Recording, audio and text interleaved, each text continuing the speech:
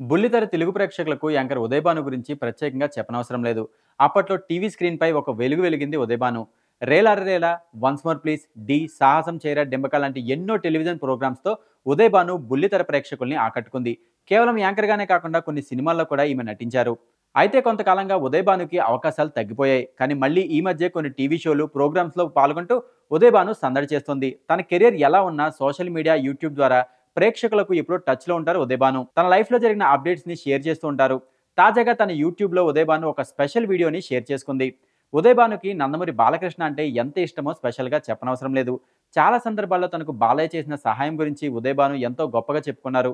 ముఖ్యంగా తన బిడ్డల బర్త్‌డే రోజు ఒక మెసేజ్ చేస్తే బాలయ్య గెస్ట్‌గా వచ్చారని ఇప్పటికీ ఉదయభాను చెప్తూ ఉంటారు. ఇప్పుడు బాలయ్య కూతురు బ్రాహ్మిణి కూడా ఇద్దరు పిల్లలకు గిఫ్ట్‌గా ఒక వయలిన్‌ని పంపినట్లు ఉదయభాను తెలిపింది.